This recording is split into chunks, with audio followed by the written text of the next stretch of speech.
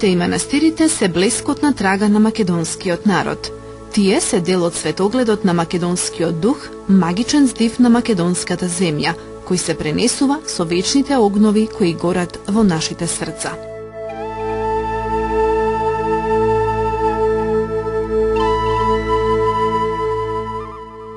Христијанската мисла, која ни светот се ширеше 2000 години, го обележува нашиот културен идентитет. Така, Македонија, која се нарекуваше крстопат на народите и културите на Балканот меѓу Запад и Исток, е духовна ризница на ортодоксното христијанство, земја каде се роди писменоста на сите словенски народи.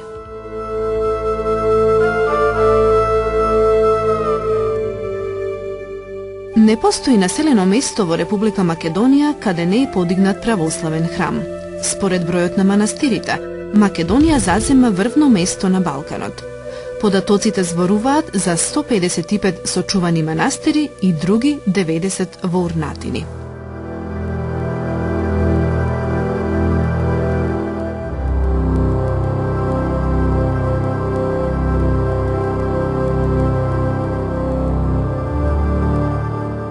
Манастирите се најбогата наша културна ризница, исполнета со многу фрески, икони, резби, стари книги и ракописи.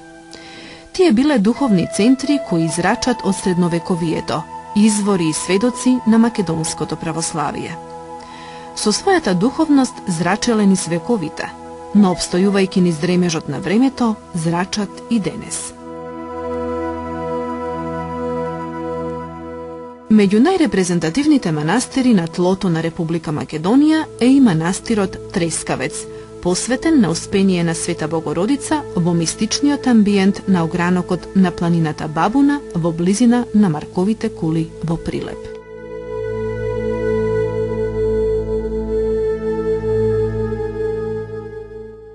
Северно од Марковите кули под највисокиот врв наречен Златоврв, на надморска височина од 1415 метри, во мистична орнаментика на големи и помали карпи, меѓу земјата и небото, е расположен манастирот Трескавец. Тоа е едно мало плато на кое е сместен манастирскиот комплекс посветен на Света Богородица.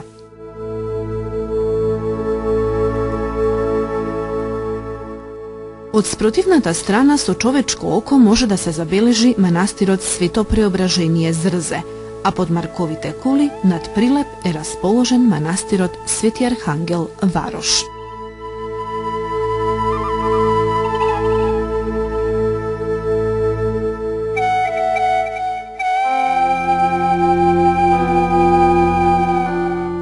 Манастирот Трескавец е подигнат во 13 век, а обновен во 14-тиот.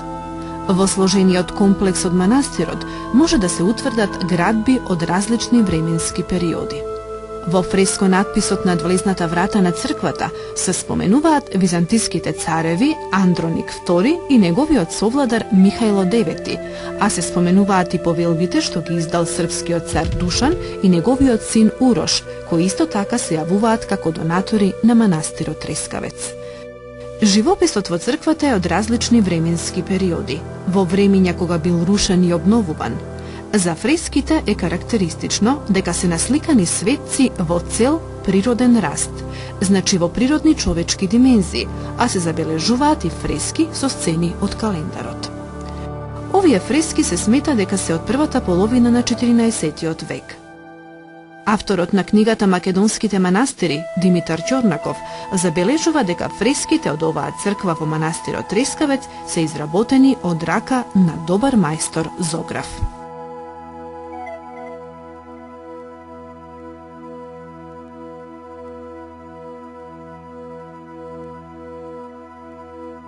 Во македонските манастири се развива монашкиот живот.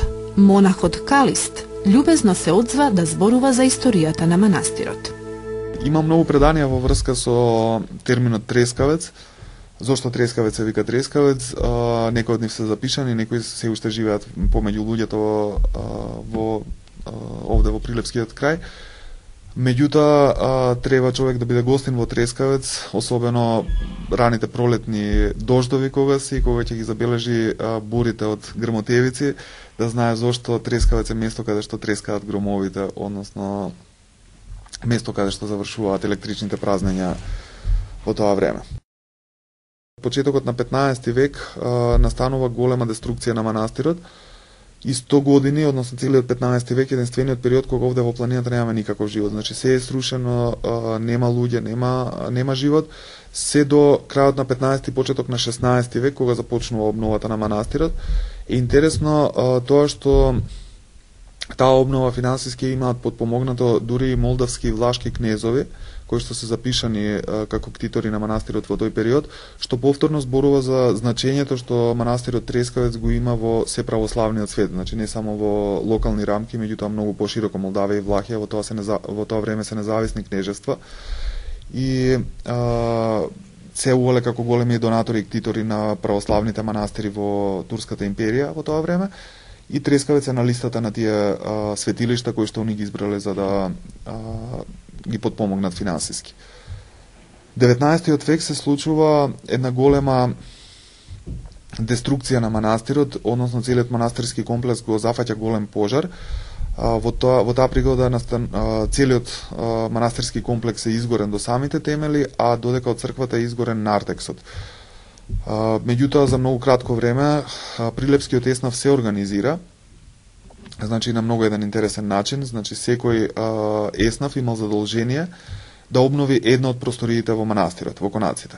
Така што тука имаме и над влезната врата од собата, секако поставиле мермерни плочи кои што велат оваа оваа соба е дар од терзискиот еснав, од малифактурџискиот еснав, од трговскиот, од сите еснафи кои што во тоа време функционираат и неколку села кои што се вклучиле со свој придонес во обновата и си имале своја соба на некој начин подарена на манастирот.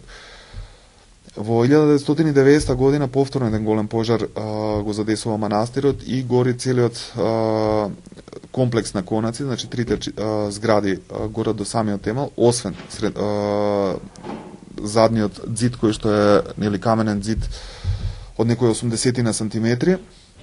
Целиот друг дел од конаците гори, благодарност на Господа, што во тоа време ја сочувал црквата, така што на фотографиите може да се забележи дека црквата не е ниту исчадена. Значи имаме бела фасада варосана, не е ниту исчадена, а огнот бил толку голем што се гледал дури од Прилеп. Луѓето сведочат за тоа, бидејќи пожарот се случил само пред 19 години на самиот ден Свети Стефан, односно 9 јануари 1990 година. Секогаш го спомнувам фактот на кој начин прилепчани повторпат во својата историја докажуваат што за нив значи манастирот, односно во услови на сериозна економска криза и економска нестабилност, кога животниот стандард на населението на многу ниски гранки, кога Министерството за култура речиси и да нема фондови за подкрепа на таков тип на реставрации на спомениците на културата, само локалното население од Прилеп се организира, сите прилепчани во светот каде и да се била активно вклучена диаспората, за релативно многу кратко време, за само 3-4 години, се организираат и ги обновуваат конаците кои што денеска можеме да ги видиме околу црквата. Би ја споменал, не сакам да ја заборавам и 2004 година, која што за нас е исклучително значајна, бидејќи Трескавец на некој начин доби валоризација во светски рамки, како споменик на културата од светско значење, затоа што World Heritage, една фондација од Соединетите Американски држави, која што работи во соработка со УНЕСКО, на секој 2 години прави една листа на, они го велат тоа World Heritage in Danger, значи тоа би било споменици на културата кои што се наоѓаат во опасност, на кои што итно им е потребна финансиска поддршка за реставрација. Така што токму од тој период започнува сериозниот проект за обнова на пред се манастирската црква и манастирската трпезарија, која што е единствена во Македонија од 14 век, камените трпези кои што може да ги видите долу во трпезаријата. И така што се надеваме дека и со финансиската поддршка на нашата влада и со поддршката која што имаме од меѓународните фондации, дека за скоро време црквата ќе си го добие својот вистински сјај и фреските кои што се непроценливо богатство на нашата држава, кои што се од 14-тиот, од 15-тиот, од 16-тиот, од 19-ти век, историчарката на уметност која што работи на реставрацијата на фреските, секогаш она вели не сум нескромна, меѓутоа Трескавец го има најубавиот 14 век, најубавиот 15, најубавиот 16 и најубавиот 19 век во Македонија.